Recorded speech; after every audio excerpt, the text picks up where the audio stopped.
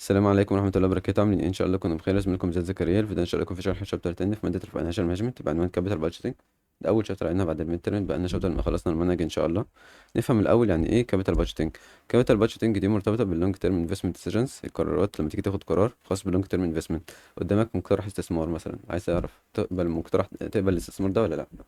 قدامك كذا بروجكت A B C D، تقبل انهي بروجكت فيهم وترفض انهي بروجكت، تدخل انهي مشروع وترفض انهي مشروع. فده بيكون عن طريق ان انت بتقيم المشروعات دي او بتقيم الانفستمنت بروبوزالز دي. بتقيمها ازاي؟ بالطرق اللي موجوده في الكابيتال بادجيتنج، اللي هي التلات طرق دول، وهنعرف كل واحده فيهم دلوقتي ان شاء الله. فالموضوع بيبقى شبه شويه دراسه الجدوى. الموضوع بيبقى مرتبط باللونج تيرم انفستمنت ديسيجنز. في تلات طرق بنعمل بيهم ايفالويشن، بنقيم بيهم الانفستمنت بروبوزالز. اول واحده بتكون الباي باك بيريود اللي هي بي بي. تاني واحده نت بريزنت فاليو ان بي في. تالت واحده انترنال ريت اوف ريتيرن اي ار ار. لازم تكون عارف كلمه والمختصر بتاعها، الاختصار بتاعها، الكلمه والاختصار. انا بعد كده هتلاقيني ممكن ابقى اقول بي بي بي على طول، بي بي على طول، او ان بي في على طول، او اي ار ار على طول. فانت تبقى عارف كل واحده بتدل على ايه. اول واحده باي باك بيريود بي بي. definition بتاعها definition عليك، ما تقولش ده نظري اطنشه، لا لازم تكون فاهمه وحافظه الاتنين. وانت اصلا لو فهمته هتلاقي حفظه سهل عادي يعني. definition: it is the period which cash inflows from investment proposal cover the initial cost of investment. يعني ايه؟ دلوقتي لو قلت لك قدامك investment proposal، قدامك investment مثلا ب100,000. جميل. 100,000 دي هت... هتكلفة الانفستمنت 100,000. هتدفع 100,000 عشان تدخل المشروع ده. طب العائد اللي هيجيلك كاش انفلوز. كاش انفلوز في يير 1 مثلا، ويير 2، ويير 3 و4، حد مثلا ممكن نقول يير 5. كل سنة هيجيلك تدفقات نقدية أو تدفقات داخلة اللي هي كاش انفلوز. افترض يير 1 انت دفعت ايه دلوقتي؟ 100,000.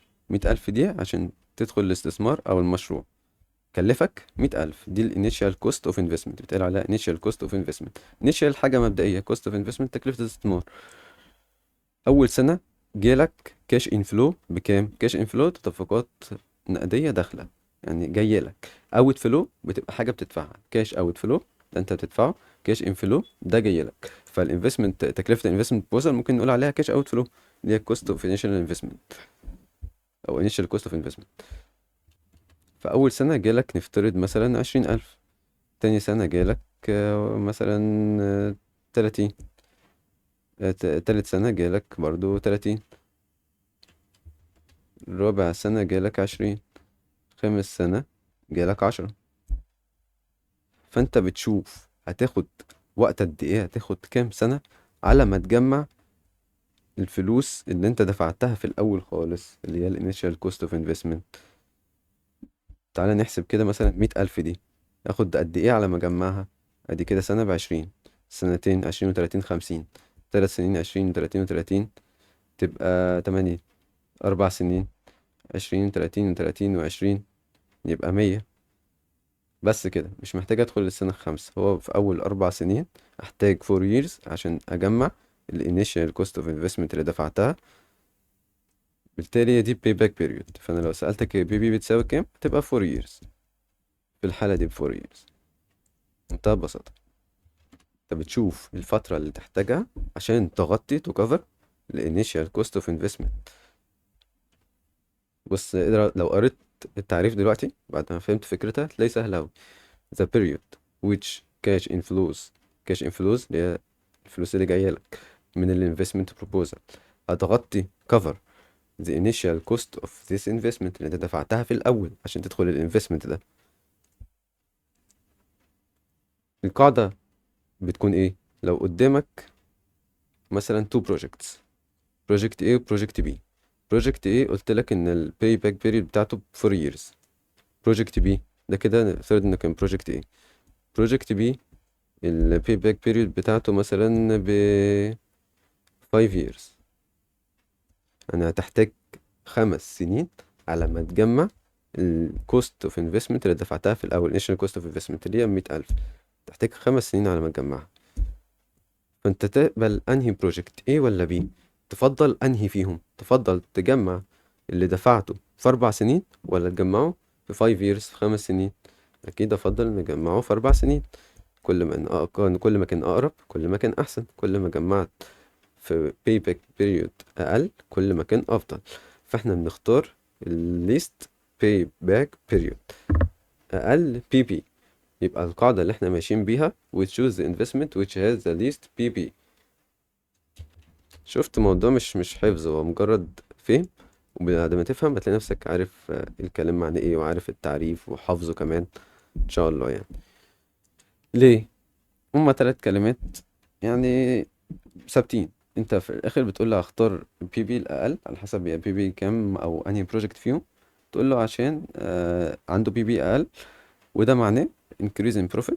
انت هتاخد آه اللي دفعته في الاول في فترة اقل، فده يزود لك ارباحك وهيديك فرص اكتر انك تستغل فلوسك دي في حاجة تانية. وانكريز ان liquidity، الليكويديتي يبقى عندك سيولة اكتر عشان الكاش هيجيلك في وقت اقل. وانكريز ان ريسك، هيقلل لك الريسك، فهو بيزود لك البروفيت وبيزود لك الليكويديتي ويقلل الريسك، لان كل ما الفترة زادت كل ما الريسك بيزيد. فالقاعدة اللي احنا نمشي بيها ان احنا نختار الانفستمنت اللي عنده الليست، الاقل بي بي، اقل بي باك بيريود.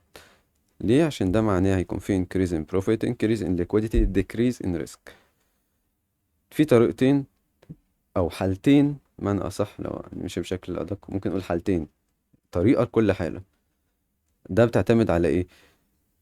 اول حالة لو الكاش inflow not constant، تاني حالة لو الكاش inflow constant. اللي احنا عملناها دي، المثال قلت المثال ده من دماغي.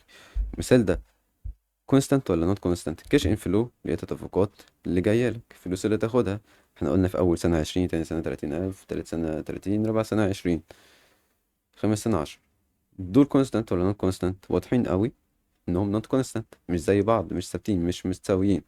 فدول اسمهم كاش انفلو نوت كونستانت. طب لو كان كاش فلو انفلو كونستانت، مثلا كانت تبقى 20، 20 تاني سنة، تالت سنة 20، رابع سنة 20، خامس سنة 20. أي رقم مش شرط 20، المهم إنهم يبقوا متساويين كونستانت. فاحنا ناخد كل حالة فيهم نحسبها البي باك بيريود ازاي لو نوت كونستانت وكونستانت. أول اكسرسايز مرتبط بالنوت كونستانت اللي مش متساوية. هتلاقي عندك تو بروجكتس أو تو انفستمنت بروبوزالز، انفستمنت بروبوزال A وانفستمنت بروبوزال B. وبيقول لك الانفستمنت بروبوزال كل واحد فيهم بيكلفنا قد ايه. التكلفة بتاعته دي الانيشال كوست اوف انفستمنت ب100,000. يعني انت هتدفع 100,000 عشان تدخل انفستمنت، سواء كان A أو B، الاتنين كل واحد فيهم بيكلف 100,000. ومديك الكاش انفلوز من كل انفستمنت فيهم اول سنه وتاني سنه لحد year 5، وبروجكت A وبروجكت B. بيقول لك بروجكت A في اول سنه هيديك كاش انفلو 30,000، هيديك 30,000. وفي year 2 40,000، year 3 30، year 4 40، year 5 60. طب بروجكت B اول سنه يديك 60، تاني سنه يديك 30، تالت سنه 40، رابع سنه 10,000، خامس سنه مش هيديك حاجه. مفيش اي كاش انفلو هيجيلك من بروجكت بي. لو دخلت بروجكت بي في خلال سنه خلاص كده مش هتاخد حاجه، اخرك هتاخد في اخر السنه 10,000 اللي هي ربع سنه. which investment do you choose and why؟ احنا بنستخدم payback period. هتعرف تقول لي اعرف منين ان هو بيسأل عن payback period؟ لما يقول لك بشكل صريح، يا اما يبقى واضح من السؤال. هنا هو واضح من السؤال، بس انت مش هتعرف تقرر انه واضح من السؤال دلوقتي غير لما تشوف باقي الحاجات اصلا، فانت تفهم فعلا تصدق ده كان واضح انه كان يستخدم بي بي. فكمان شويه هوريك ازاي كان واضح ان احنا نستخدم بي بي. عموما يا اما بيحدد لك صراحة، يا اما بيكون في علامات في السؤال بتوضح. فبالنسبة للسؤال ده امشي مؤقتا انه طالب البي بي، وافهمك ليه كمان شوية ان شاء الله لما نشوف الباقي. which investment do you choose and why؟ تختار انهي investment فيهم، A ولا B؟ يعني نمشي بالباي باك بيريود. فهناخد الانفستمنت اللي هيغطي لي 100,000 اللي هجمع فيه 100,000 في عدد سنين أقل.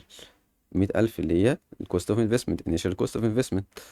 فأنا هشوف الانفستمنت اللي هيديني كاش انفلوز تغطي لي 100,000 في عدد سنين أقل، less payback period. بكل بساطة انت هتجيب الباي باك بيريود بتاعت بروجكت A، وبعدين تجيب الباي باك بيريود بتاعت بروجكت B، وتقارن بينهم وتشوف مين فيهم أقل فتختارها. تختار البروجكت اللي عنده بي بي أقل. نبدأ أول حاجة بروجكت A. بروجكت ايه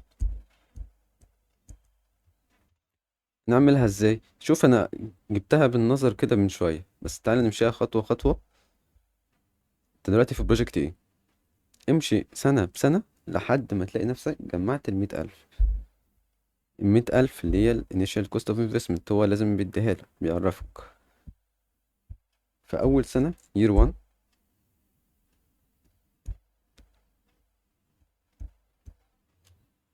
في بروجكت ايه؟ احنا دلوقتي بنبص على بروجكت ايه، متخليش عينك تتلخبط. هنجمع، هيبقى في كاش انفلو في year 1 بكام؟ 30,000. نكتب الكاش انفلوز، الفلوس اللي هتجيلك أو التدفقات الداخلة يعني. طب year 2 40,000، فهنقول بلس. أنا بفضل أجمع لحد ما أوصل لل100,000، وأوقف وأشوف عدد السنين اللي احتجتها لحد ما وصلت لل100,000. فأقول بلس year 2 بكام؟ احنا قلنا 40,000. لحد دلوقتي كام؟ 70,000، لسه موصلتش ل100. فأقول بلس year 3 هتديني كام؟ 30,000. فأقوم كاتب 30,000. وخد بالك لو كانت year 3 هتديني 40، ما كنتش هقول بلس 40 كلها. أنا عايز اللي يوصلني ل100,000. أنا لحد دلوقتي جمعت كام؟ 70، يبقى مبقي لي قد إيه؟ 30. فأنا فعلا آخد السنة التالتة كلها 30 كلهم، لأن أنا أصلا مبقي لي 30. فتبقى year 3 بكام؟ 30,000. آخد 30,000 كلهم، أنا مبقي لي أصلا 30,000. المجموع دول كلهم المفروض يساوي الانيشيال كوست اللي هي بكام؟ كان ب100,000. يبقى كده الباي باك بيريود بتاعت بروجكت ايه كام سنة؟ 3 years. احتاجنا year 1 و year 2 و year 3 كلهم، كل ال3 سنين دول بالكاش انفلو بتاعهم بالكامل. فكده اقول بي بي بتاعت بروجكت ايه هتساوي 3 years. هتقولي طب ما كده المقارنة مش هتبقى عادلة، ما هو لسه بروجكت ايه هيديني كاش انفلوس تانية، ليه اوقف لحد 3 واقارن؟ ما هو ده برضو من عيوب البي بي اللي هنشوفها كمان شوية لو جت في بالك يعني. نروح على بروجكت بي. بروجكت بي عايز ايه؟ عايز اشوف اخد كام سنة لحد ما اوصل لل100,000. اول سنة 60,000، فانا هاخد اول سنة كلها، الكاش انفلو اللي جايلي من اول سنة كله احتاجه. فكده ايه يير 1 بكام؟ يير 1 60,000. 60. ادخل على يير 2 يبقى بلس يير 2. يير 2 الكاش انفلو بتاعها بكام؟ ب30. انا باقي لي قد ايه اصلا على ال100؟ بعد يير 1 خدتها ب60، يبقى لي 40. كده مبقى لي 40. طب يير 2 ب30، فانا هاخد يير 2 كلها، يعني انا بقى لي 80. انا بقى لي 40 على ال100. يير 1 ادتني 60، بقى لي كام على ال100؟ بقى لي 40.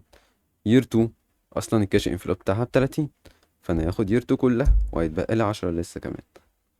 فكده هاخد ال 30,000 كلهم بتوع يير 2. ادخل على يير 3، تقول لي يلا ناخد ال 40 بتاع يير 3. لا، ليه؟ انا اصلا بقى لي كام؟ خدت يير 1 و 2 اللي خدتهم بكده 90,000.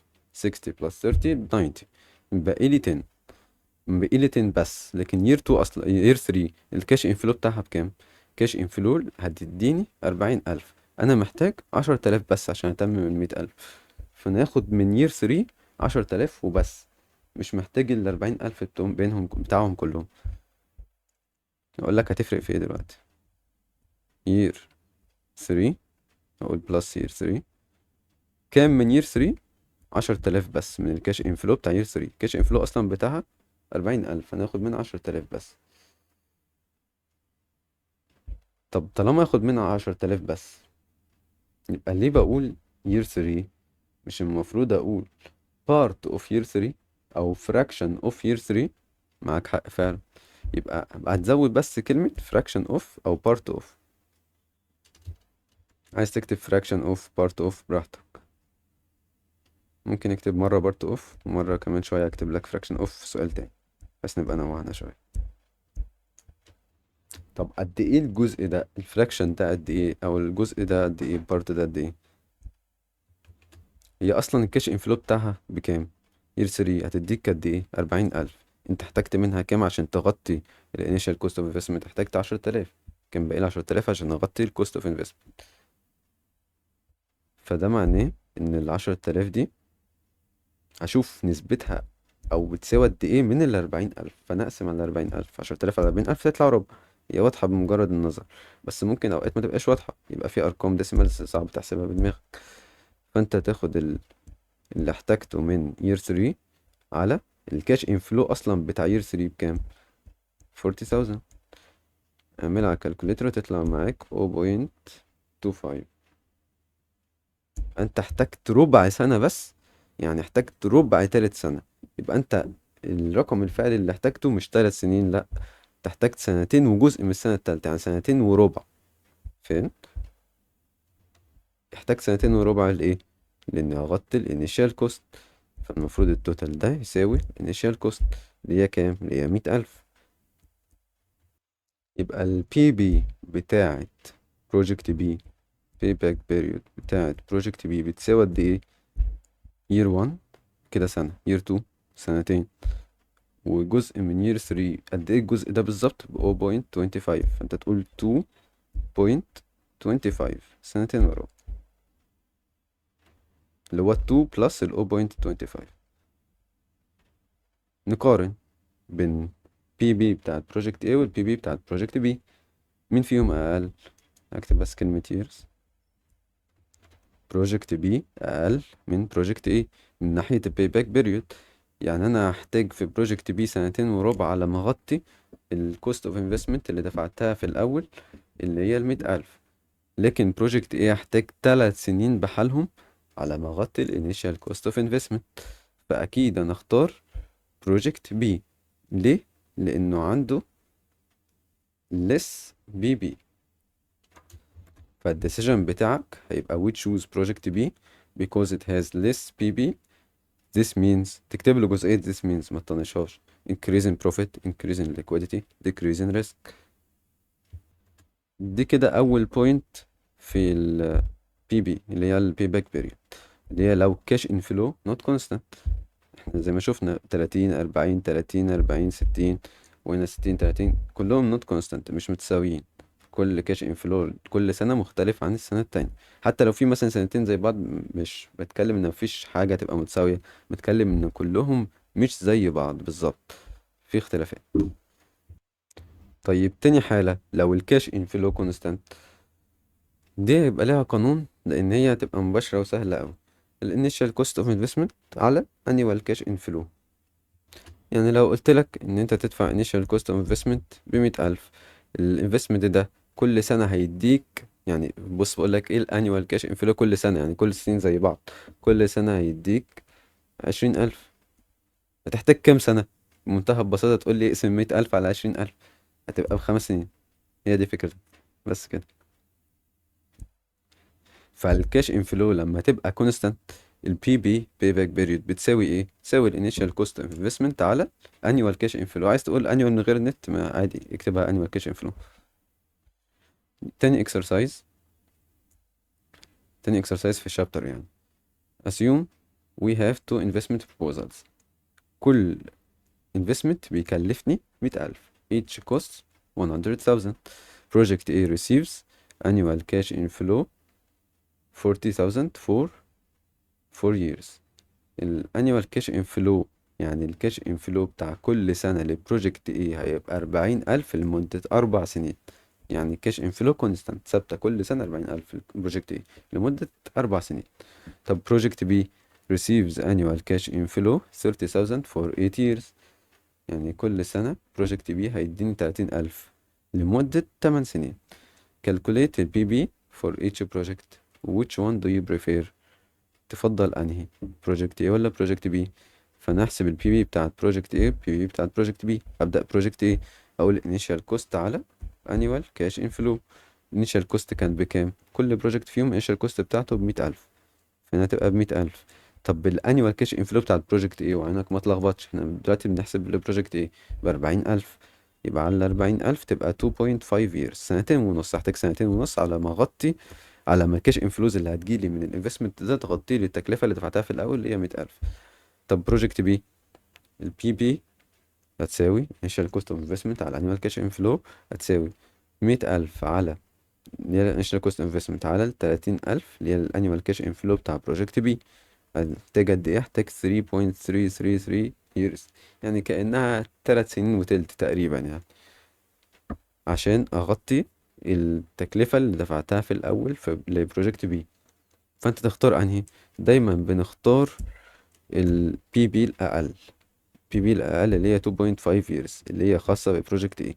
فأنا أفضل بروجكت A وتشوز بروجكت A. ليه؟ لأنه عنده less PB payback period أقل، وده معناه increase in profit increase in liquidity decrease in risk.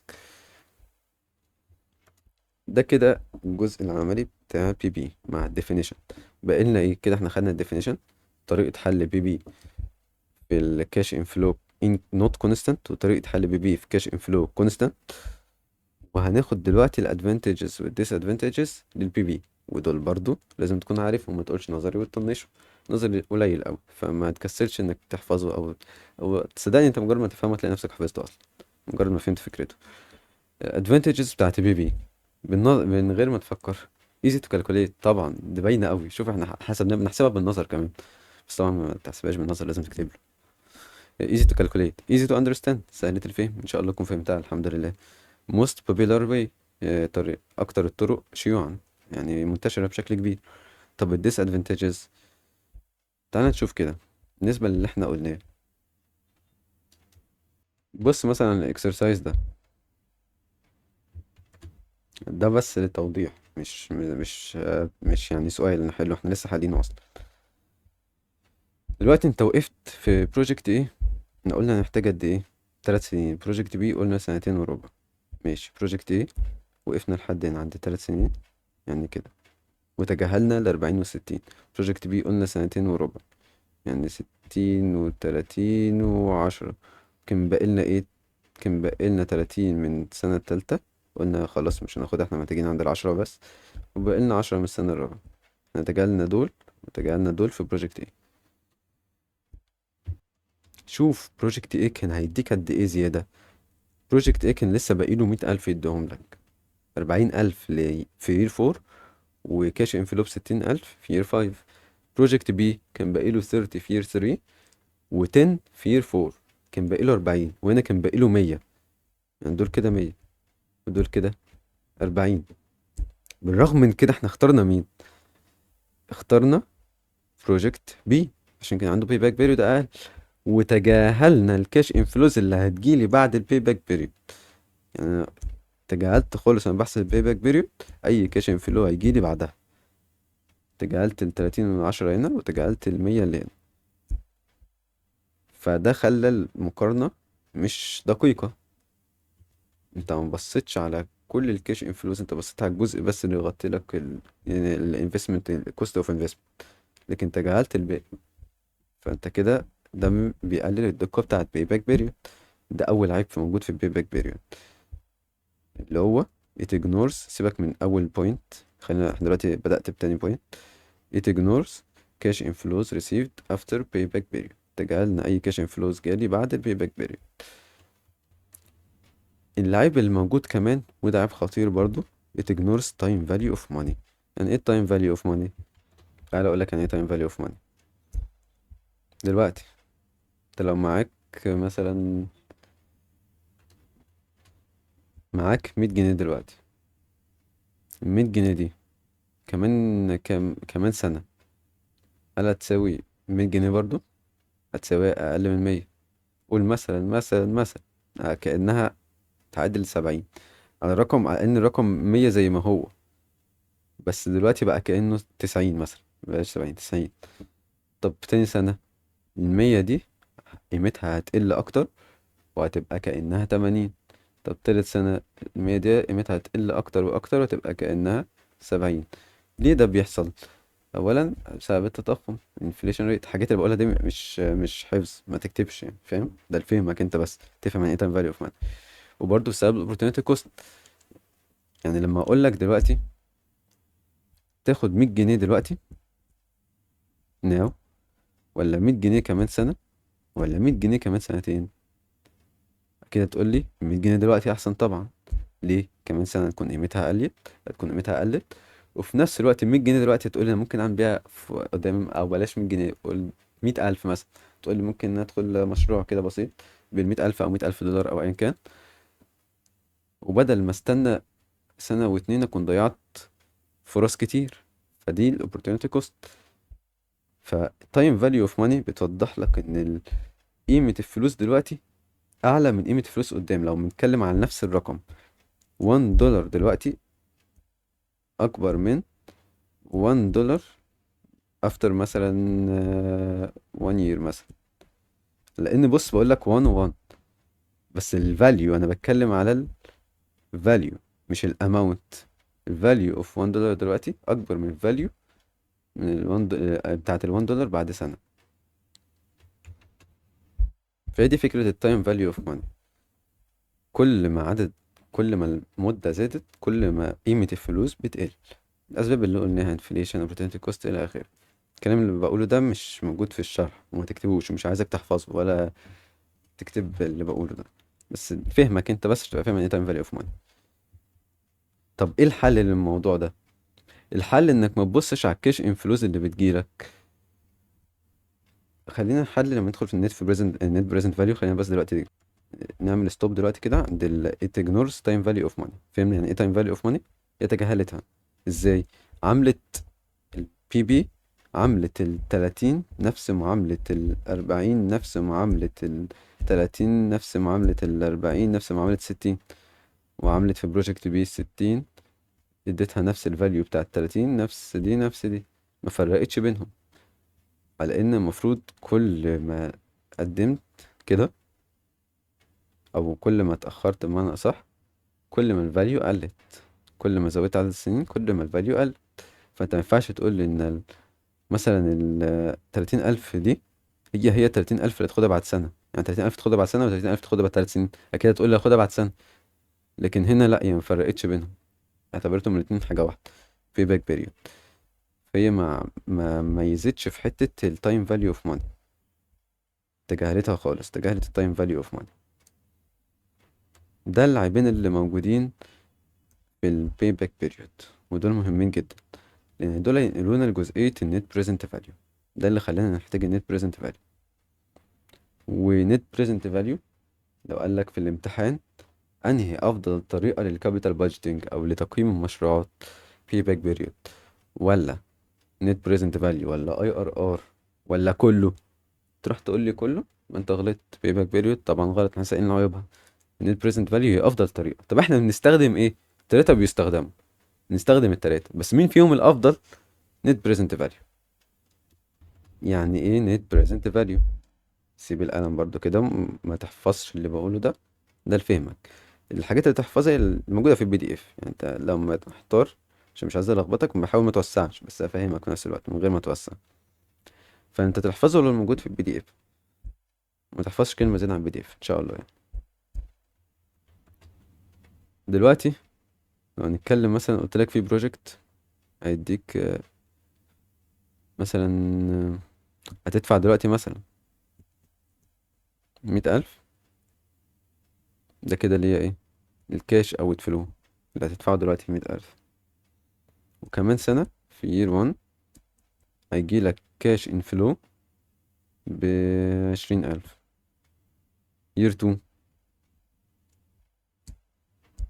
هيجيلك مثلا 30,000. يير 3 هيجيلك 20 بالتبسيط، وهكذا نكمل نكمل نكمل نكمل. فالبريزنت يعني ايه بريزنت فاليو بقى؟ قبل ما ندخل في النت بريزنت فاليو، يعني ايه بريزنت فاليو؟ بريزنت فاليو يعني القيمة الحالية. يعني دلوقتي لو بتتكلم على حاجة قدام قيمتها بتساوي قد ايه دلوقتي، ال20,000 دي مش هتاخدها زي ما هي، لأ، انت هتشوف البريزنت فاليو بتاعتها قد ايه دلوقتي. ال20,000 هتاخدها كمان سنة، دلوقتي بتساوي قد ايه، فانت هتجيب لها بريزنت فاليو. نفس الكلام هنا. الكاش انفلو اللي هو ال30,000 اللي هيجيلك في تاني سنة اللي هو جايلك كمان سنتين بيساوي قد ايه دلوقتي؟ طب الكاش انفلو اللي هيجيلك كمان 3 سنين اللي هي 20,000 هتساوي قد ايه دلوقتي؟ وخد بالك ان طبيعي ال20,000 دي هتبقى اقل، البريزنت فاليو بتاعتها اقل من 20,000. 30,000 برضو البريزنت فاليو بتاعتها اقل من 30,000، وهكذا. كل واحدة هتبقى مش دي قيمتها الحالية، لا قيمتها الحالية اقل من كده. ليه؟ لان دي لسه هتجيلك قدام. احنا قلنا الحاجة اللي دلوقتي قيمتها اكبر من قدام.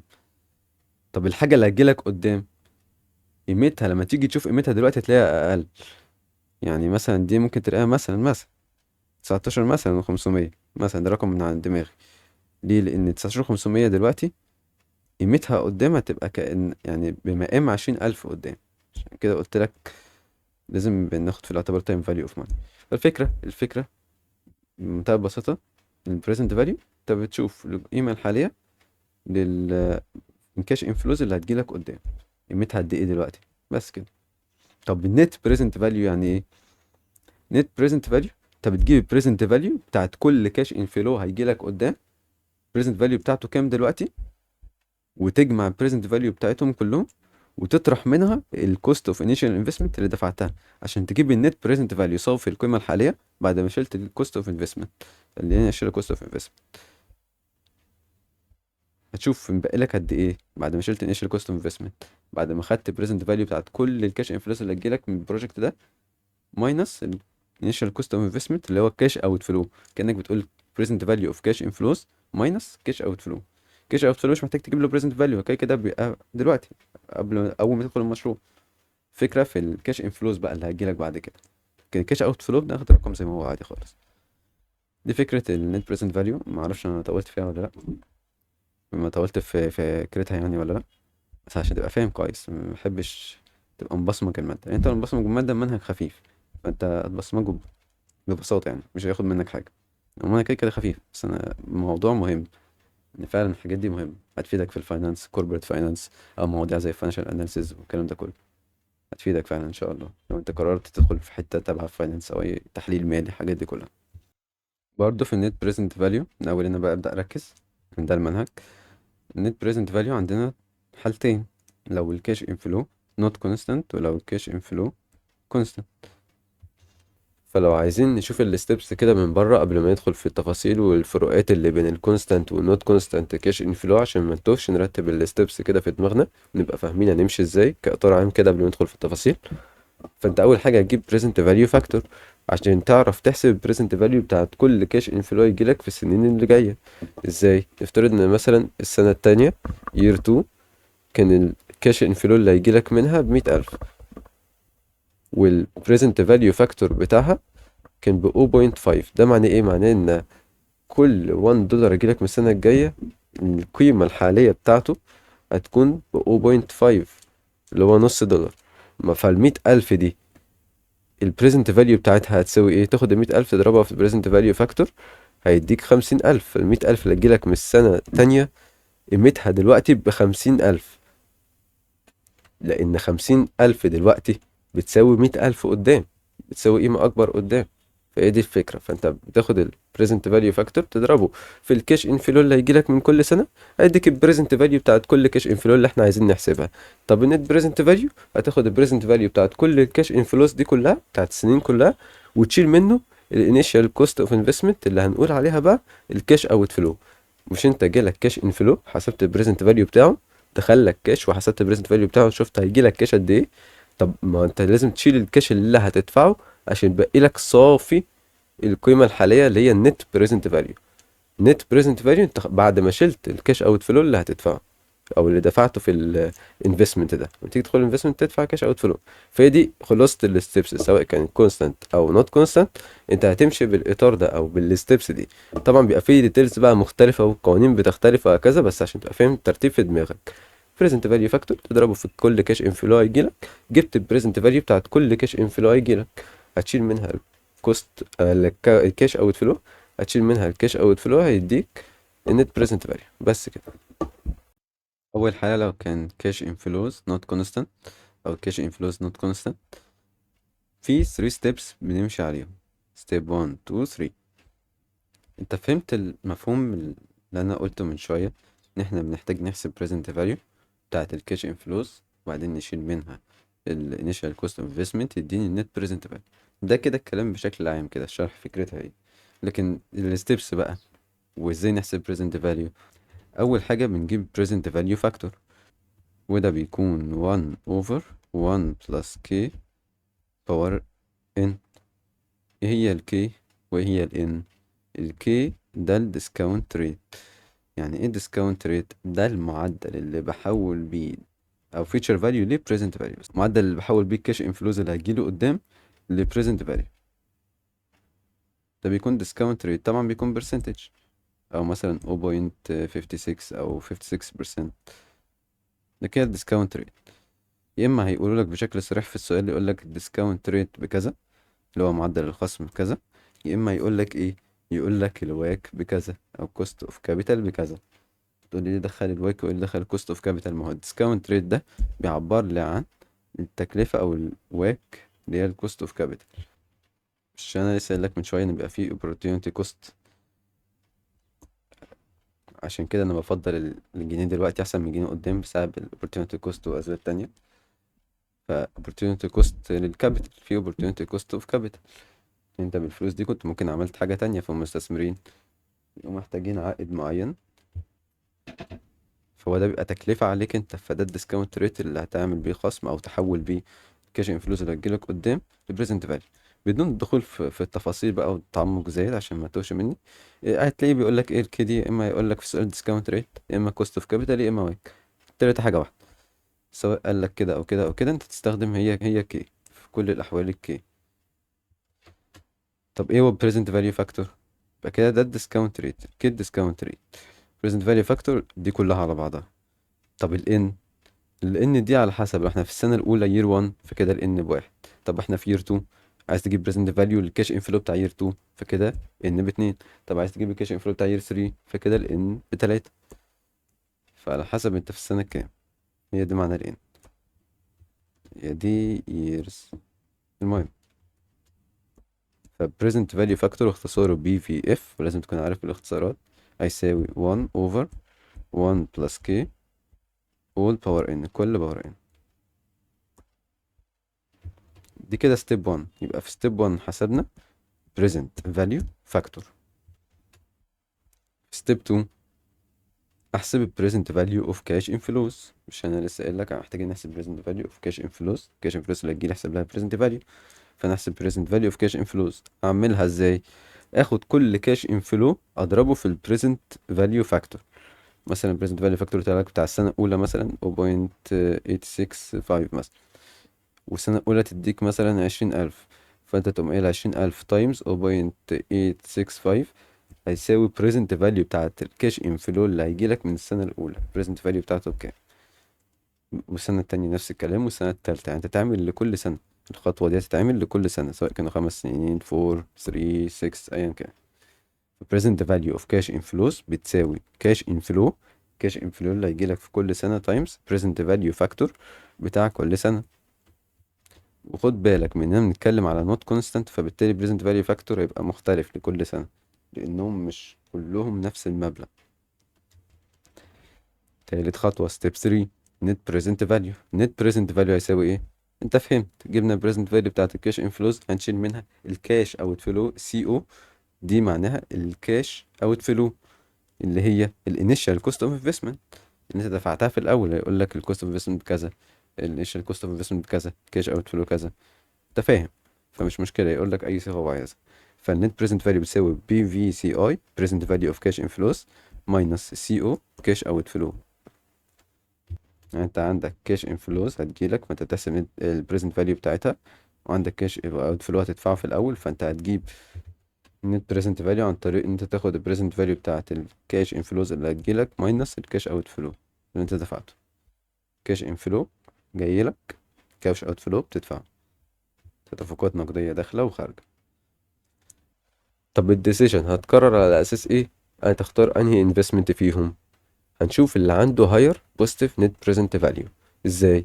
لو اديتك بروجكت A وبروجكت B الاتنين عندهم بوزيتيف نت بريزنت فاليو، بس واحد 20,000 مثلا وواحد 30,000، تختار مين؟ تقول لها كده اختار الاكتر، لا دي النت بريزنت فاليو اعلى، كانه هيجيب لي فلوس اكتر بعد ما اشيل الكاش اوت فلو اللي ادفعه، الفلوس اللي تدخل لي منه هيبقى اكتر من بروجكت ايه. صح مظبوط. طب افرض واحد مثلا كان نيجاتيف 10 وواحد مثلا كان 20، فانت تختار البوزيتيف بغض النظر البوزيتيف ده كام. طالما في واحد نيجاتيف واحد بوزيتيف انت تختار البوزيتيف على طول. هتقول لي منطقي، البوزيتيف اكبر من نيجاتيف، يعني دي حاجه منطقيه. بس لو الاتنين نيجاتيف اعمل ايه طيب؟ لو الاتنين نيجاتيف فانت هترفض الاتنين. يعني النيجاتيف دايما برفضه حتى لو اتنين نيجاتيف طبعا. ليه؟ ما هو معنى النيجاتيف ده معناه ايه؟ معناها ان البريزنت فاليو من الكاش انفلو اللي هيجي لك ما غطتش حتى الكاش اوت فلو اللي انت تدفعه، ما غطتش التكلفه بتاعتك. فانت اللي هيجي لك هيبقى اقل من اللي هتدفعه كمان. فانت كده لا، ده واقف عليك بخساره، ما غطتش التكلفه، ما غطتش الكاش اوت فلو اصلا. فالكاش انفلو اللي جاي لك القيمه الحاليه بتاعته اقل من الكاش اوت فلو اللي انت هتدفعه، فكده واقف عليك بخساره، فطبعا ترفضه. لو الاتنين نيجاتيف ما تقوليش اخد النيجاتيف الاقل، لا انت هترفض الاتنين. لو طلعوا الاتنين نيجاتيف ارفض الاتنين. ما انت مستحيل تدخل مشروع انت عارف انك هتخسر، مش منطقي. يبقى ما تدخلوش من الاساس. فهي دي الفكره. يبقى انت بترفض اي نيجاتيف. طب لو في اتنين بوزيتيف تاخد البوزيتيف الاعلى، ده معناه هيجي لك اكتر. طب لو واحد بوزيتيف واحد نيجاتيف يبقى تاخد البوزيتيف، لانه على الاقل غطى التكلفه بتاعته، غطى كاش اوت فلو اللي انت هتدفعه في الاستثمار. وترفض النيجاتيف طبعا. لو الاتنين نيجاتيف ترفض الاتنين. هي دي الفكره. كلام نظري ورغي كتير وقوانين. نشوف بقى السؤال نفسه. assume we have two investment proposals each costs تكلفة كل واحد فيهم بكام 100,000 and receive the following cash inflows. دي الكاش inflows بتاعت project A ودي الكاش inflows بتاعت project B. جميل. which project do you advise to choose and why if you know the cost of capital for both projects. تكلفة الكابيتال بتاعت كل بروجكت فيهم 15%. دي اللي هي ايه؟ دي الكي اللي قلنا discount rate cost of capital WACC. يقول لك زي ما اقول لك انت فهمت كل مصطلح فيهم. تنصحه بانه ياخد انهي بروجكت A ولا B وليه؟ استخدم الطريقتين. ممكن في الماتيريال الموجودة عندك مكتوب، مش مكتوب انك تستخدم في الطريقتين. افرض ما كانش حدد لك، افرض دي مش مكتوبة، زي ممكن تكون موجودة عندك في الماتيريال، مش مقصدش في البي دي اف بتاعي، لا ماتيريال الدكاترة مثلا. لو دي مش مكتوبة كنت هتستخدم انهي؟ بي ولا نت بريزنت فاليو؟ واضحة زي الشمس انها نت بريزنت فاليو. عرفت منين يا زياد؟ عشان بيقول لك الكوست اوف كابيتال، فهو كأنه بيقول لك استخدم نت بريزنت فاليو. لان الكوست اوف كابيتال اللي هي الديسكاونت ريت دي موجوده في نت بريزنت فاليو. طب لو كانش السطر ده موجود زي السؤال اللي شفناه من شويه مع البي بي، عشان كده قلت لك هتعرف كمان شويه ليه ما حددش هنا وعملنا بي بي. مفيش كوست اوف كابيتال نت بريزنت فاليو، مفيش ديسكاونت ريت، مفيش ديسكاونت ريت استخدمه عشان اجيب نت بريزنت فاليو ولا كوست اوف كابيتال، فدي اكيد بي بي. واضحه قوي. فمن غير ما يقول لك حتى. طيب هنا من غير ما يقول، دي واضحة انها NPV Net Present Value. طب افرض هو قال لك صراحة بقى وطلب منك لا استخدم، انا عايزك تستخدم لي NPV Payback Period و Net Present Value. هو طلب منك صراحة بشكل صريح قال لك استخدم الاتنين، خلاص يبقى تستخدم الاتنين زي السؤال اللي انا حاطه لك ده. وارد في الامتحان في سؤال واحد تستخدم طريقتين بحيث يبقى جمع لك بين الاتنين مثلا، لما لك اغلب اجزاء الشابتر في سؤال واحد. فانت هتحل كل سؤال منفصل تماما عن التاني.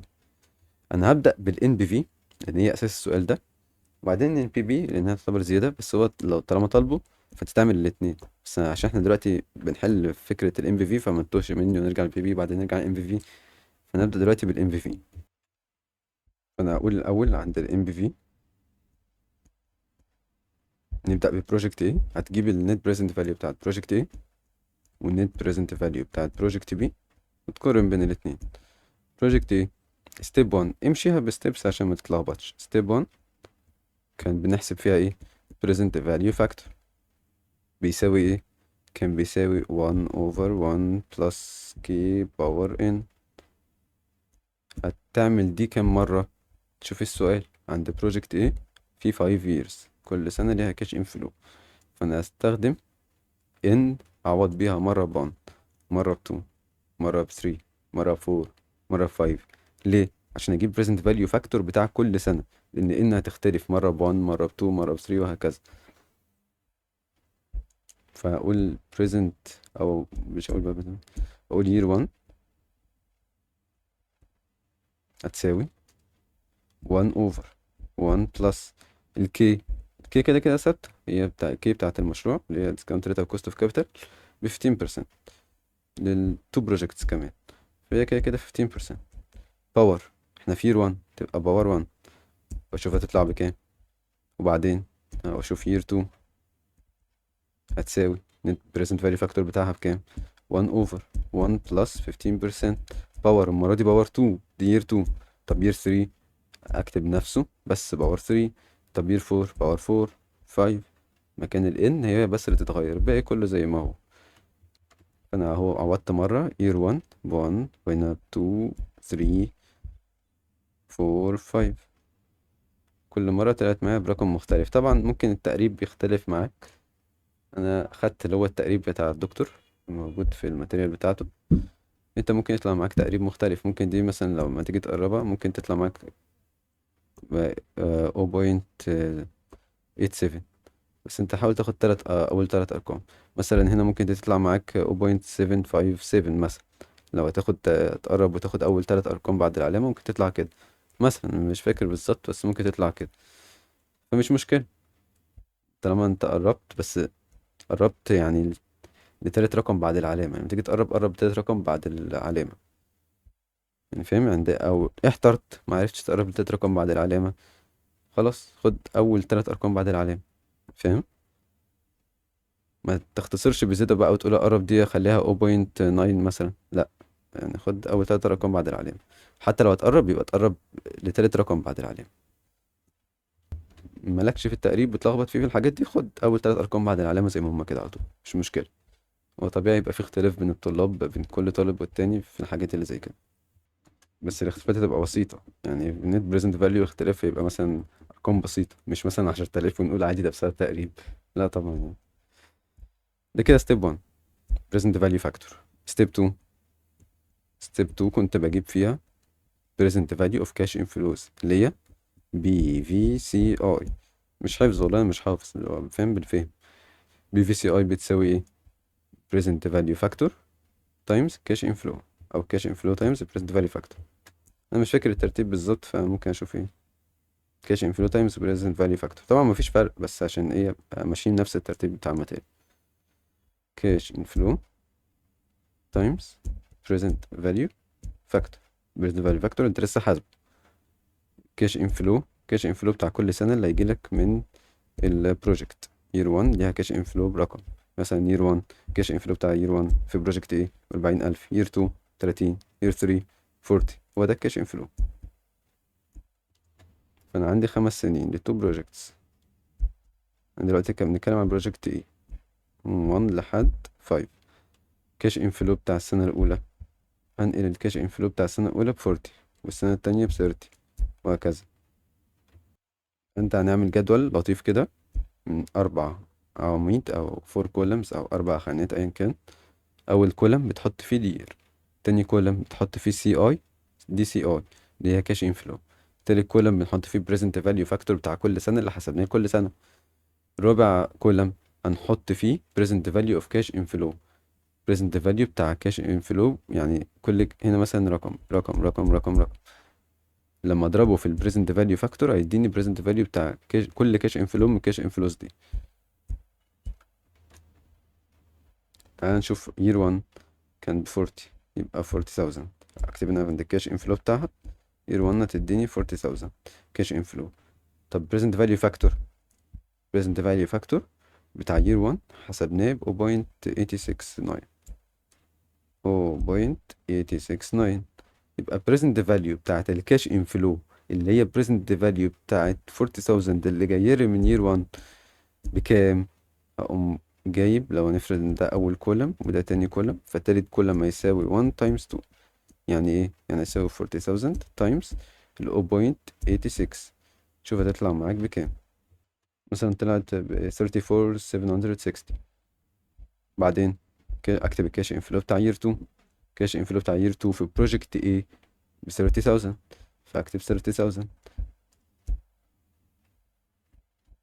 واكتب البريزنت فاليو فاكتور بتاع year 2 في project A اللي احنا حسبناه كان 0.756. 0.756 اجيب الكاش انفلو بتاع year 2 اللي هو ده تايمز البريزنت فاليو فاكتور بتاع year 2 اللي حسبناه، هيديني البريزنت فاليو اوف كاش انفلو بتاعت year 2. نفترض انها 22680. year 3 اخد الكاش انفلو بتاعها اضربه في present value factor بتاع تالت سنة اللي احنا حسبناه. year 4 نفس الكلام، year 5 نفس الكلام. تعمل ده كله يطلع لك present value of cash inflows بتاعة ال5 سنين، وبعدين هتجيب التوتال بتاعها. الخانة دي بتاعة total of present value، total present value of cash inflows. تجمع ال present value of cash inflow بتاعة year 1 plus year 2 plus year 3 4 5، تجمع دول كلهم على بعض اديك توتال بي في سي اي ب110 820. ممكن تختلف ارقام بسيطة على حسب تقريبك، بس ارقام بسيطة اوي. كده جبنا ال present value of cash inflows والتوتال بتاعها. طريق ضربنا الكاش inflows times present value factor بتاع كل سنة، وبعدين اجيب النت present value بي في سي اي ماينس الكاش اوت فلو. مش قلت لك ال present value of cash inflows ماينس الكاش اوت فلو اللي دفعته اللي هو initial cost of investment. بس ماشيها زي القانون بالظبط، واكتب سي او. فاخد ده present value of cash inflows بي في سي اي، ده كده البي في سي اي اللي هو التوتال، ماينس كاش اوت فلو اللي هي initial cost of investment. مديلي في السؤال بكام؟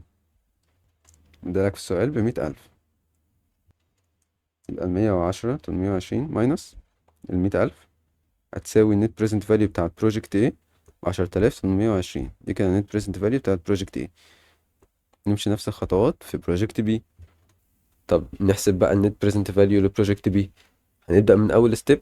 طب ما انت ممكن تريح نفسك بدل ما تبدأ تحسب بريزنت فاليو فاكتور من الأول، ما هما كده كده الاتنين ليهم نفس الكوست اوف كابيتال اللي هي 15% 15%. وايه اللي كان ممكن يغير البريزنت فاليو فاكتور؟ هتقولي الكي. ده 1 وده 1 ودي الان كده كده بتاعت كل سنة، أولى التانية التالتة بتعوض كل مرة بالسنة. الكي بقى لو كانت مختلفة كانت هتغير البريزنت فاليو فاكتور، بس الاتنين كده كده ليهم كوست اوف كابيتال واحدة أو ليهم هو ديسكاونت ريت واحد اللي هو 15% أو 15%. هو مديني في السؤال بيقول لي if you know that cost of capital for both projects is 15%. بس خلاص يبقى ما انت لو عدت كل ده هيطلع لك نفس الارقام حرفيا. هتقول year 1 بتساوي كذا، year 2 بتساوي كذا، هتحط نفس القانون، تحط نفس الارقام، تعوض نفس الارقام، هيطلع لك نفس الناتج. فبدل ما طالما الاتنين كوست اوف كابيتال واحده، بدل ما تعيد الستبس تاني، سكيب ستيب 1 او طنش ستيب 1 وابدا من ستيب 2 على طول من حته البريزنت فاليو اوف كاش انفلوز، بدل ما تعيد الستبس تاني على الفاضي. ده في حالة لو كانوا الاتنين كوست اوف كابيتال واحدة، فخلاص البريزنت فاليو فاكتور كده كده هو ما اتغيرش. اما بقى لو افرض مديك اتنين كوست اوف كابيتال مختلفين، زي مثلا في السؤال اللي تلاقيه سايبهولك في الاخر ده. السؤال ده فيه اتنين كوست اوف كابيتال مختلفين، واحد 14% اللي هو بروجكت A، وواحد بروجكت B كان 15%.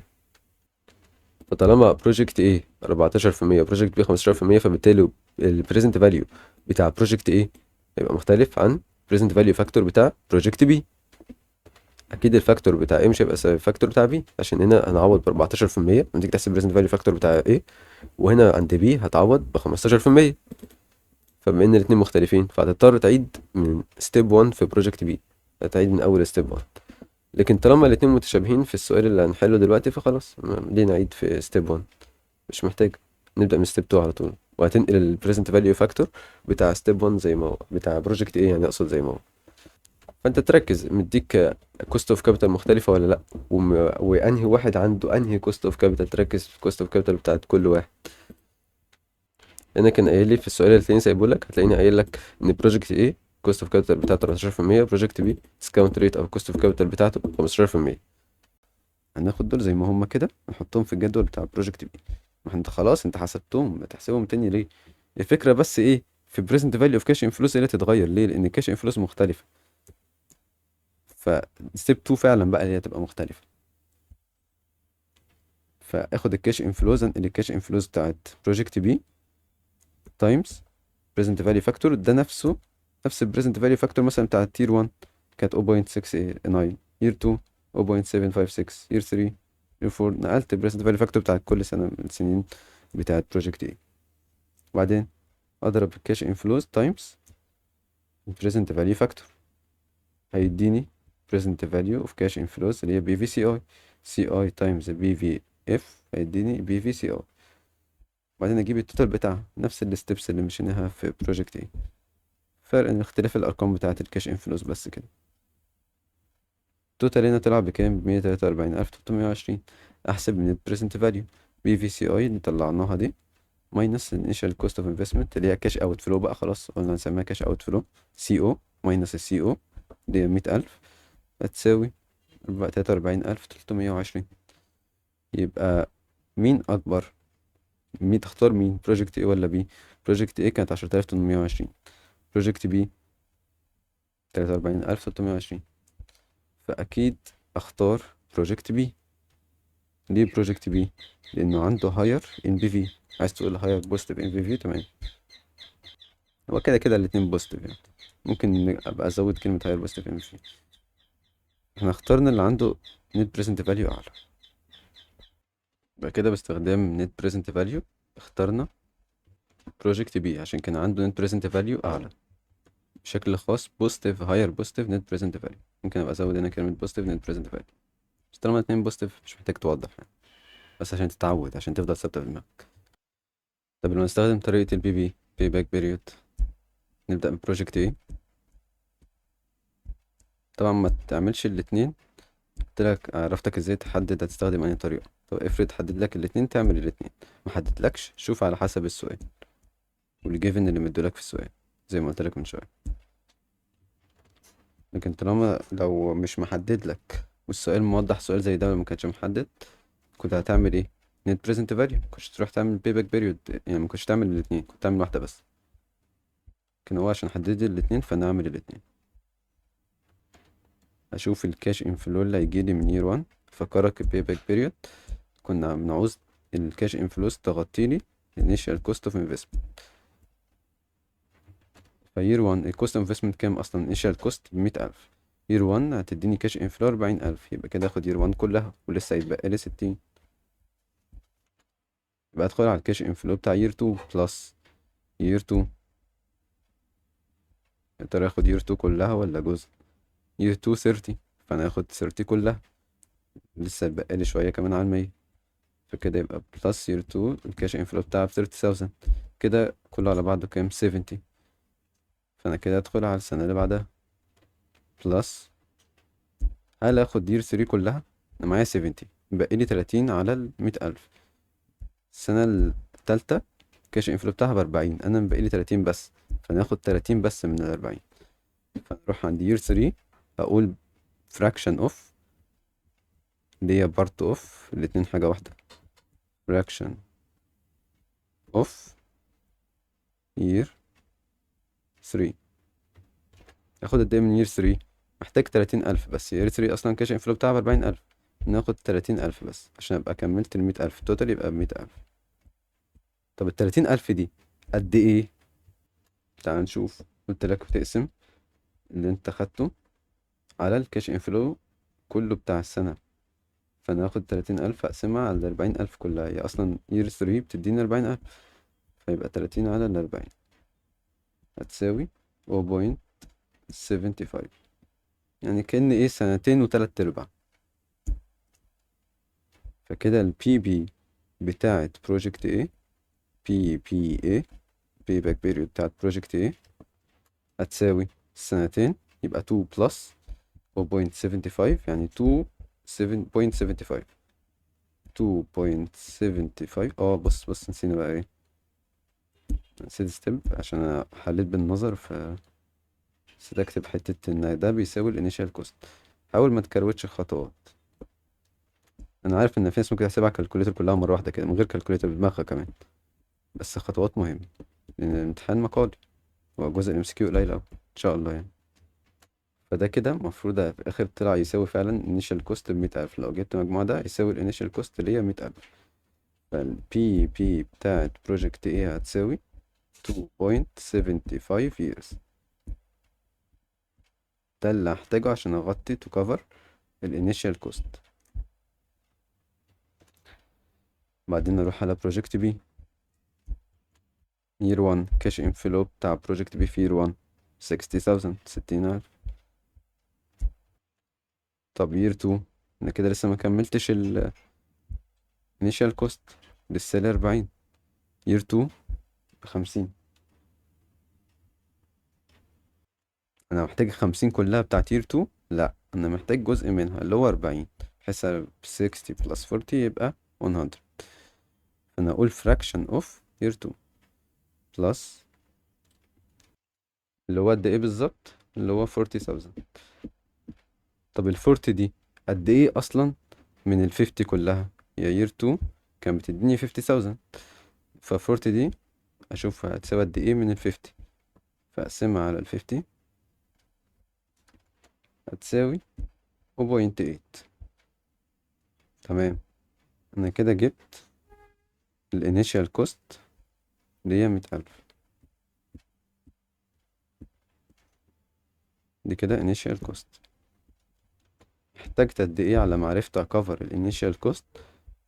احتاجت البي بي بتاعت بروجكت بي هتساوي السنة بلس السنة التانية كلها، لا، بلس 0.8 من السنة التانية. يعني 1 بلس 0.8 تبقى 1.8. 1.8 years. ده كده اللي احتاجته لما عرفت اغطي الانيشال كوست في بروجكت بي. يبقى بي بي بتاعت بروجكت ايه 2.75، بي بي بتاعت بروجكت بي 1.8. تختار مين، بروجكت ايه ولا بروجكت بي؟ اكيد بروجكت بي. يبقى we choose بروجكت بي. ليه؟ نكتب له الكلمتين اللي حفظناهم من شوية.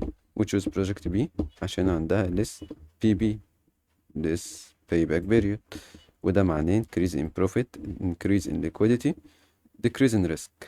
يبقى بالنسبة الباك بيريود في السؤال ده اخترنا بروجكت بي.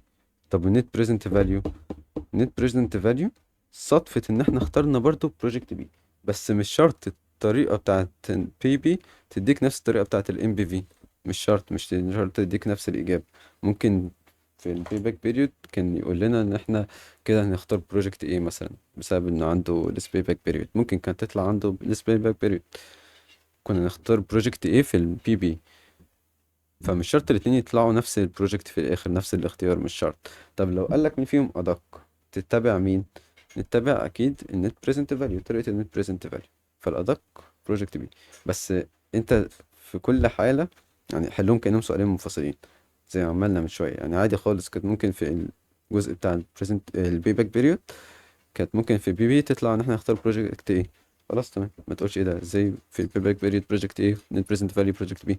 عادي خالص، وعشان كده بنقول لك الادق اصلا نت بريزنت فاليو لان مش شرط يكون زي بعض. فعشان كده ادق انك تمشي من نت بريزنت فاليو. لكن عادي خالص في ان الاجابه بتاعت بي بي تطلع معانا بروجكت ايه. يعني طلع بروجكت بي صدفه بس مش اكتر، بس لو كانت طلع بروجكت ايه كنت هتسيبها عادي بروجكت ايه، مفيش مشكله. كده خدنا البي بي والديفينيشن بتاعها والادفانتجز والديسادفانتجز، وخدنا النت بريزنت فاليو والجزء خدنا مش النت بريزنت فاليو كلها لسه جزء. خدنا الجزء بتاع النوت كونستانت كاش انفلوز نوت كونستانت. دلوقتي هناخد الكاش انفلوز لو كانت كونستانت، لو كانت الكاش انفلوز كونستانت نتعامل ازاي. دي اسهل شويتين الحمد لله من الجزء بتاع النوت كونستانت، اجابتها اقصر. برضه 3 ستيبس 3 ستيبس يعني نفس الكونسبت نفس المفهوم، فكرة في اختلاف القوانين وكده بس نفس المفهوم. اول ستيب بنحسب present value factor. هتقولي ايه ده نفس النوت كونستانت.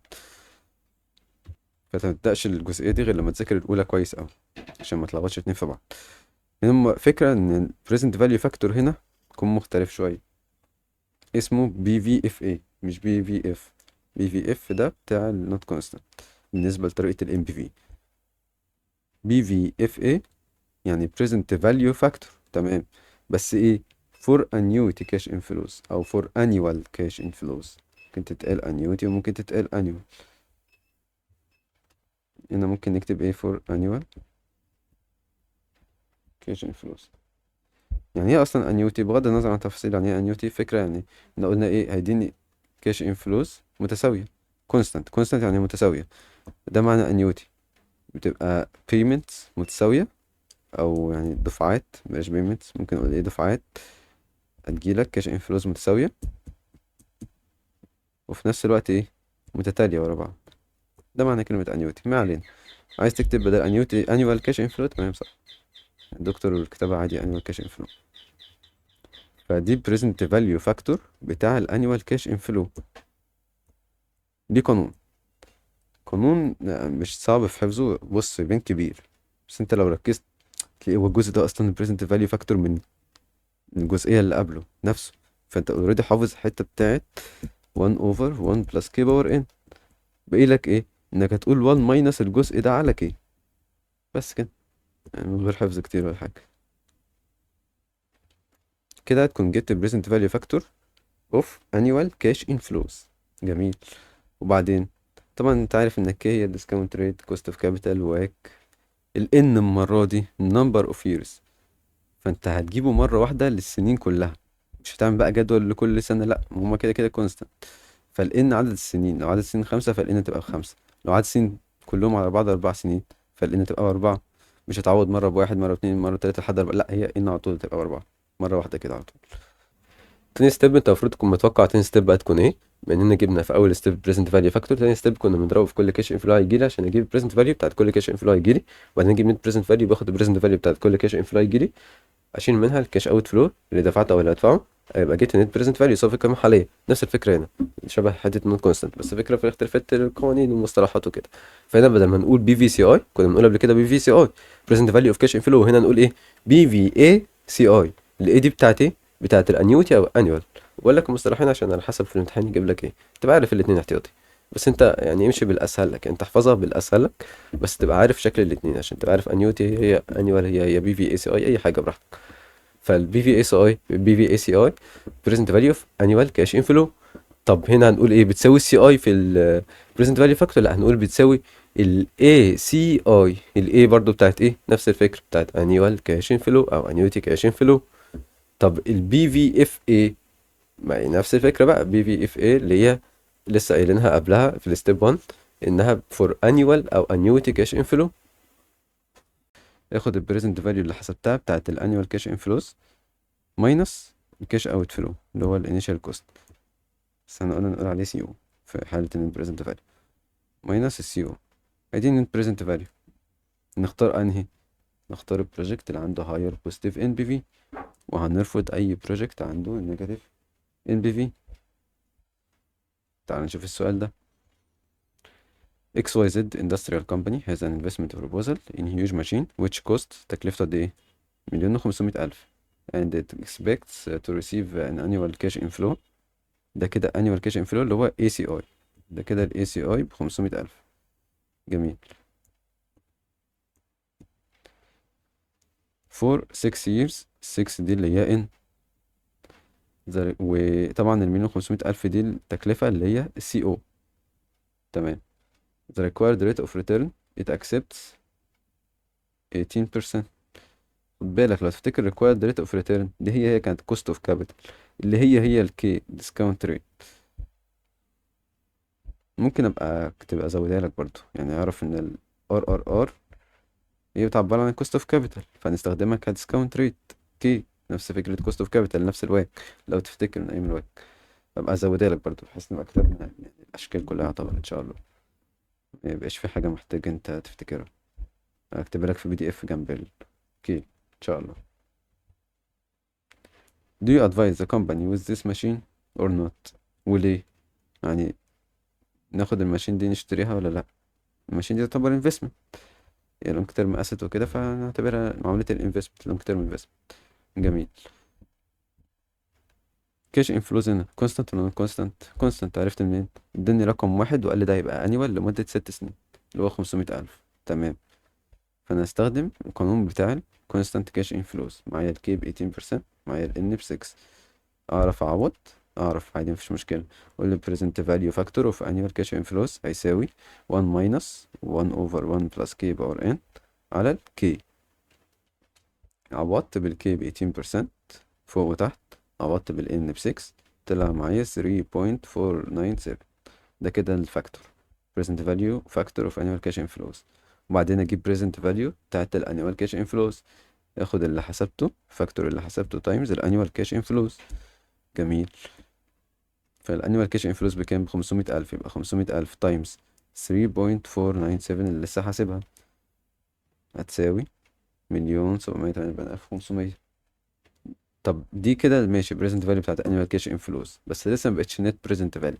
محتاج اشيل منها السي او اللي هي كاش اوت فلو، اللي هو الكوست اللي دفعتها، اللي هي كانت بكام؟ ب1,500,000.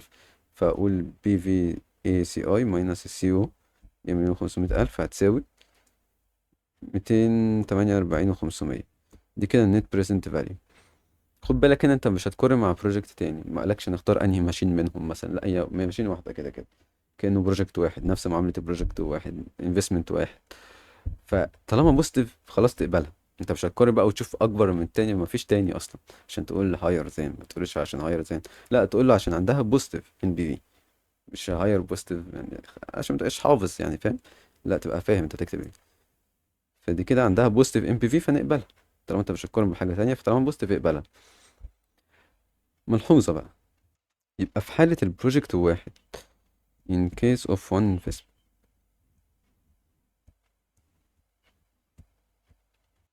امتى بتقبل الانفستمنت ده او الماشين بروجكت ايا كان بقى نوع الانفستمنت ده ايه؟ نقبلها لو كانت من ال NPV. يعني هنقول حالات. اول حاجه افرض كانت ال NPV بوزيتيف. والله لو ال NPV بوزيتيف فانت كده accept، سواء كان investment او ماشين يبقى كده تشتريها او ايا كان. طب لو ال NPV، تعال ناخد الاول لو ال NPV نيجاتيف. لو نيجاتيف يبقى انت كده هتريجكت، هترفض. لو net present value بنيجاتيف، ده معناه ان البريزنت فاليو بتاعت الكاش انفلوز اللي هتجيلك مش هتغطي لك حتى التكلفة بتاعتك، فانت خسران في المشروع، عشان كده بنرفض.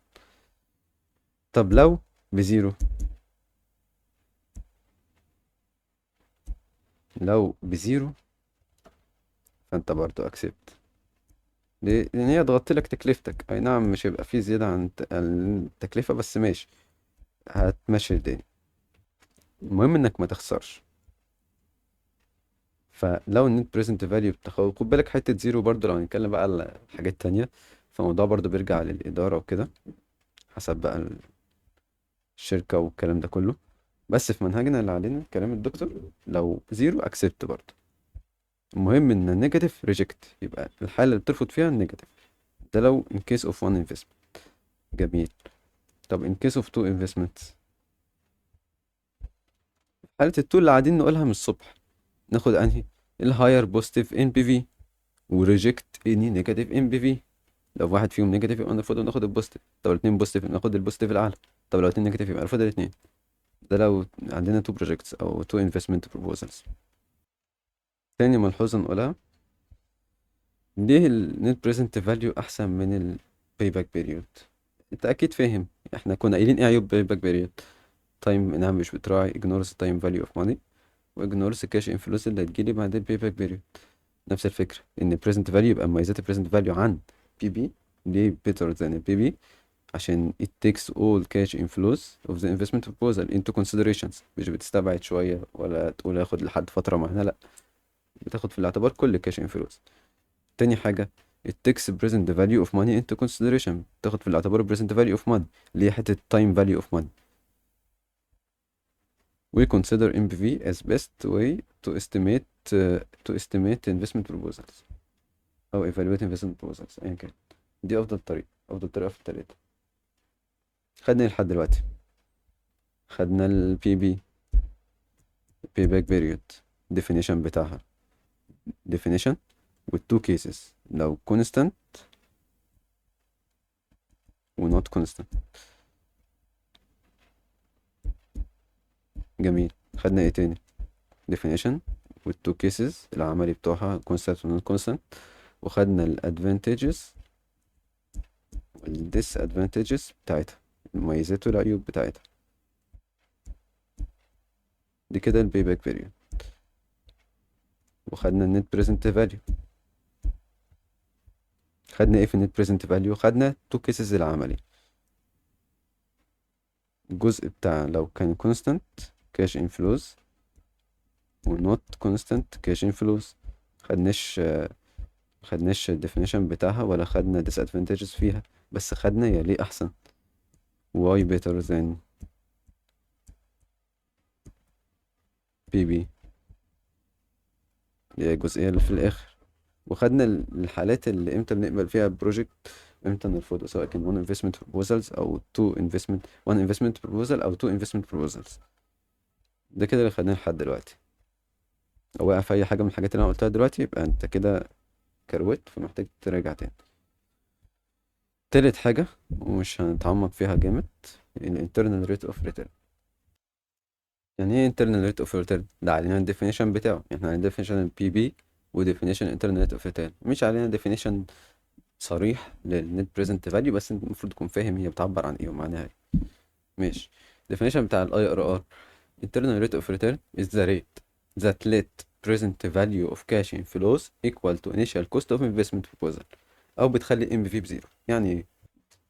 حاول نبسط الدنيا. دلوقتي انا عايز اخلي ال present value بتاعت ال cash inflows present value، سواء بقى بغض النظر تبقى constant ولا non constant، احنا الحالة بتاعت constant بس تسيبها مفتوحة دلوقتي كده، تساوي التكلفة اللي أنا دفعتها كاش أوت فلو، اللي هي الانيشال كوست اوف انفستمنت.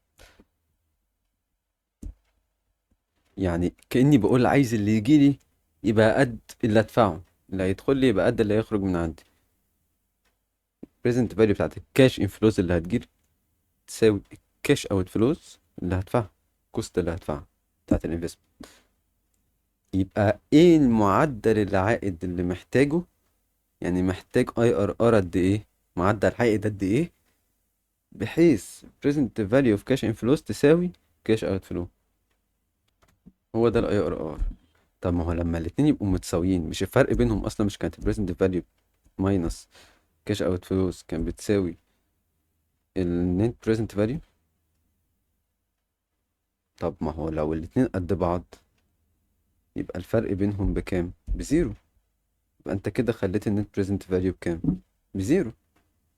فالاي ار ار بيخلي لي البريزنت فاليو بتاعت الكاش انفلوز equal to the initial investment cost of investment proposal، وبالتالي بيخلي لي الام بي في بزيرو من غير حفظ، بفهم كده. طب عايزين نستنتج القانون في حالتين، حالة لو كونستانت وحالة نوت كونستانت. علينا مين فيهم؟ علينا الكونستانت. نوت كونستانت مش علينا، هتقولي موجودة في ماتيريال معرفش ايه، اقول لك الدكتور لغاها خلاص ومش علينا، الحمد لله. عندنا حالة بس بتاعت الكونستانت، ان هي ليها قانون وكده. نوت كونستانت كانت تبقى ايه، تجارب وترايل اند ايرور، ومش قاعدة ثابتة، لا انت بتقعد تجرب بقى وتشوف مين فيهم ينفع ويخليك الاتنين قد بعض او البريسنت فاليو بزيرو. احنا لا، مش علينا الكلام ده كله، احنا علينا حتة الكونستانت بس. لو الكاش انفلوس كونستانت يبقى كده معناه ايه؟ انت هتخلي بي في اي سي اي، لو تفتكر بريزنت فاليو في حالة الكونستانت كنا بنسميها ايه؟ بي في اي سي اي، بريزنت فاليو اوف انيوال كاش انفلوز، او بريزنت فاليو بتاعت الفاكتور اوف انيوال كاش انفلوز بتساوي كاش اوت فلو. ده معنى الاي ار ار، هيخلي لك اتنين قد بعض. يعني ايه؟ ده اصلا البريزنت فاليو اوف انيوال كاش انفلوز بتساوي ايه؟ بتساوي انيوال كاش انفلو تايمز بريزنت فاليو فاكتور اوف انيوال كاش انفلو.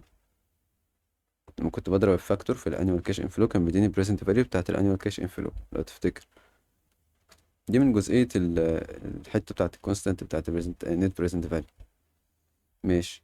طب انا عايز الاتنين قد بعض، ودي اصلا بتساوي ACI تايمز BV FA. فممكن اقول ان الجزء ده اللي هو بتاع اللي هو اصلا بيعبر لي عن BV ACI هيساوي CO اللي هي الكاش اوت فلو. مظبوط. فانا اقول ايه؟ بي في اي سي اي بريزنت فاليو بتاعت الانوال كاش انفلوز بتساوي ايه؟ الاي ار ار هيخليها تساوي الكاش اوت فلو. طب هي اصلا البي في اي سي اي بتساوي ايه؟ احنا عارفين من قبل كده، وعشان كده قلت لك ذاكر الاول بتدخل على الار ار ار. عارفين انها بتساوي الاي سي اي تايمز البي في اف اي. فكده السي او بقى بتساوي ايه؟ منها هي اصلا بتساوي في حاله الاي ار ار، عشان اوصل للاي ار ار لازم اساويها بايه؟ بالبريزنت فاليو بتاعت الانوال كاش انفلوز.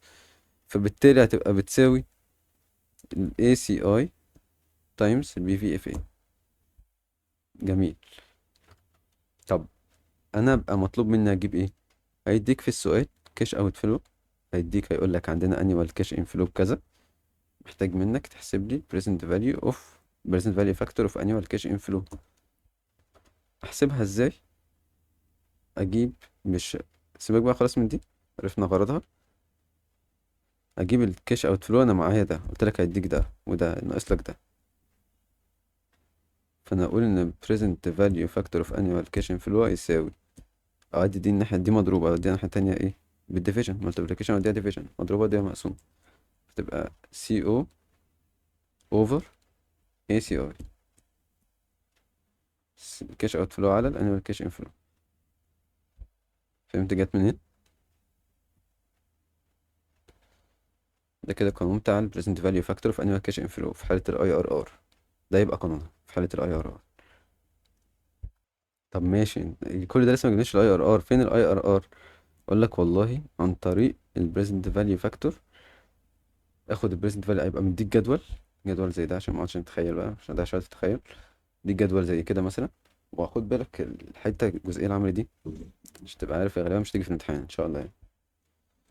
بس برضو احتياطي يعني، يبقى من نفسنا في الريفيجن بقى هنركز على الحاجات المهمة وكده، بس ما بقولش ان ده مش مهم، ما تقفلش الفيديو، شوفها احتياطي، كمل معايا الاخر احتياطي.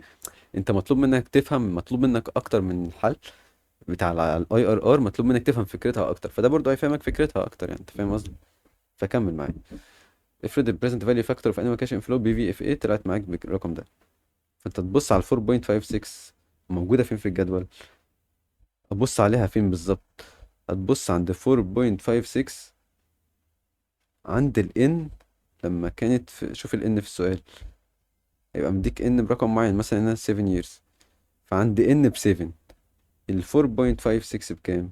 روح عند 4.56، مش أي واحدة، لا عند ال n ب 7، 4.56 الديسكاونت ريت بتاعها بكام؟ 12%. انت بصيت على ايه؟ بصيت على ال n، وبصيت على بصيت على البريزنت فاليو فاكتور عند ال n، وشفت الديسكاونت ريت بكام. ما هو الحتة دي ال k اللي هي الديسكاونت ريت، الحتة دي ال n. فهمت؟ هنيجي نشوف السؤال دلوقتي. فاول ما بتوصل للديسكاونت ريت اللي موجود في الجدول الكي، هي دي الاي ار ار. تقول لي ازاي كي واي ار ار؟ ازاي كي هي اي ار ار؟ ايه ده؟ ما هو مش الاي ار ار ده معدل العائد اللي هيخلي لك اللي هتاخده قد اللي هتدفعه؟ كأنك بقول لك ايه، معدل العائد اللي هيخلي لك التكلفة بتاعتك اللي هي الكي على قد العائد اللي هيجيلك، كأنك بتساوي بين الاتنين. عشان كده وهو بيعبر لي يعني هناخده من ديسكاونت ريت. ما علينا من التفاصيل الزيادة دي، مش عايز أطول في الجزئية العامة دي بزيادة.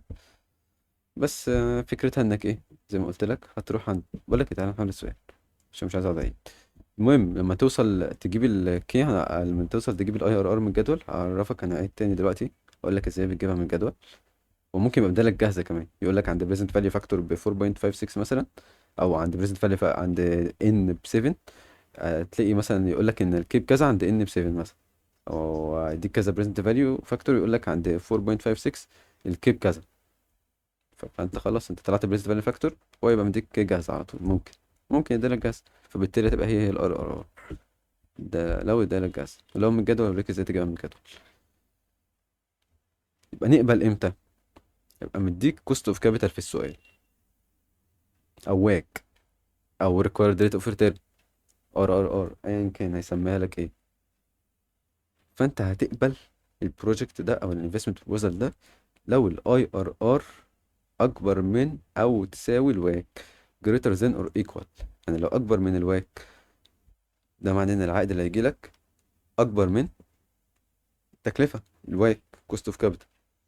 طب لو بتساوي، ده معناه ده قد ده. الفكرة في حتة ان البريزنت فاليو قلت لك لو انت اللي كسبان ولا خسران، فهنقبل برضه نفس الفكرة يعني.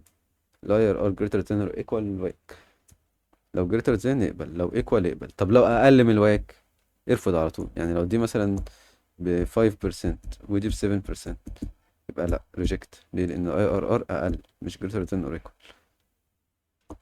تعال نشوف سؤال عشان ما احنا تهنا كتير دلوقتي. investment proposal costs now 18250 18350 which expects annual cash inflow. خد بالك دي كده ايه سي او cash outflow initial cost. annual cash inflow دي كده اللي هي ACI for 7 years دي كده ال N. cost of capital دي كده ال WACC 9% و cost of capital ايا كان. do you accept this investment proposal assuming حدد لك ال IRR method. ليه حددها لك؟ لو ما كانش حدد لك كنت ممكن رحت حلتها بالنت بريزنت فاليو بطريقه الكونستانت، تمشي ومديك كوست اوف كابيتال مديك كل حاجه تحل بيها بطريقه الكونستانت. بس انا لا، انا حدد لك، قال لك لا انا عايز IRR، وده جدول كده الخاص تجيب منه IRR. اول حاجه كنا بنعمل ايه؟ قلنا اول حاجه بنكتب. ليه بتكتب الجزئيه دي؟ عشان تعرفوا انك فاهم تستنتج منها القانون ده. فدي تتكتب لو جالك سؤال، لا لو جالك سؤال على IRR ولا ما قلت لك زي ما قلت لك مش هيجي، بس برضه احتياطي هنعمل اللي علينا. لو جالك فتقول له بما ان الكاش فلوس دي معناها بما ان كاش انفلوز كونستانت، فال بي في اي سي اي بريزنت فاليو في انيوال كاش انفلوز هتساوي ايه؟ هتساوي الكاش اوت فلوس. واصلا بريزنت فاليو في انيوال كاش انفلوز بتساوي ايه؟ ما دي بساويها بالكاش اوت فلو عشان اطلع IRR. ما هو IRR اللي هيخلي لي الاتنين دول قد بعض. طب دي اصلا بتساوي ايه؟ عارفين من وقت حته الكونستانت قبل كده في البريزنت فاليو انها بتساوي الاي سي اي تايمز بي في اف اي. جميل. معايا ايه؟ معايا كاش اوت فلو، معايا اي سي اي. طبعا معايا بريزنت فاليو فاكتور اوف انيمال كاش فلو، لا ده اصلا اللي هحسبه عشان اجيبه عن طريق IRR. جميل. فانا هحسبه ازاي؟ معايا الرقمين دول، محتاج ده اقوم قاسم ايه 18250 على 4000، فاودي دي في طرف لوحدها في الايكويشن. بي في اف اي هتساوي سي او اوفر الاي سي اي، سي او اوفر اي سي اي. بي في اف اي هتساوي 18250 اوفر 4000 هتساوي 4.5625.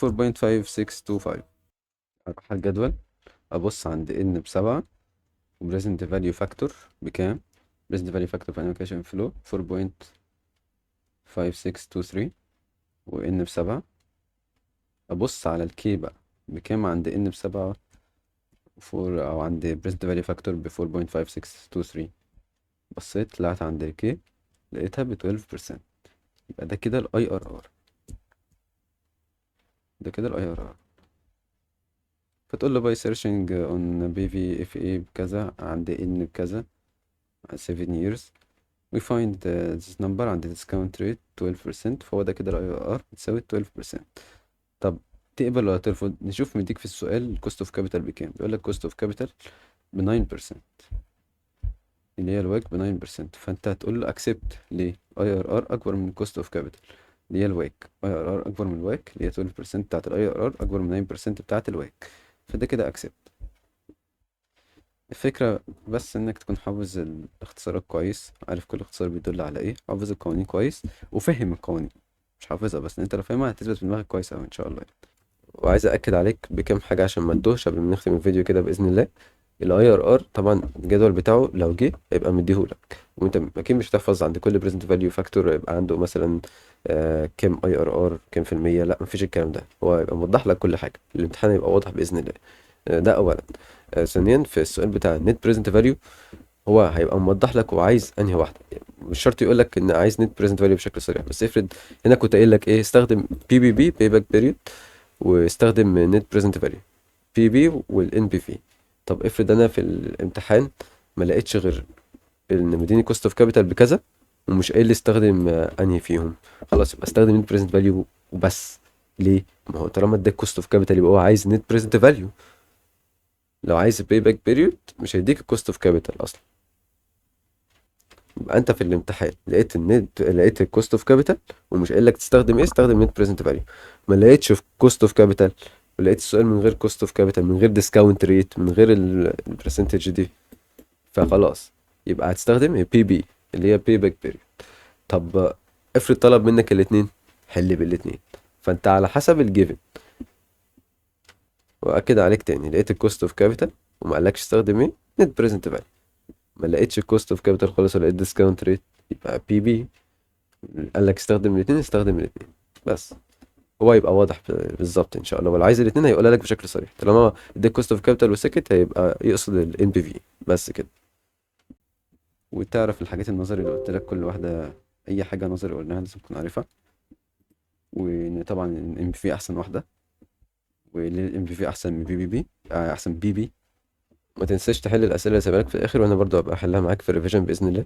هتلاقيني سايب لك حلها كده كده، وابقى احلها تاني معاك في الريفيجن باذن الله. اللي حليته في الفيديو ده واللي ما حليتوش في الفيديو ده حله تاني في الريفيجن باذن الله، اللي هو الاسئله اللي في الاخر PDF دي، عشان برضو فيها كان فكره حلوه. وبس كده، وان شاء الله كنت استفدت من الفيديو. السلام عليكم ورحمه الله وبركاته.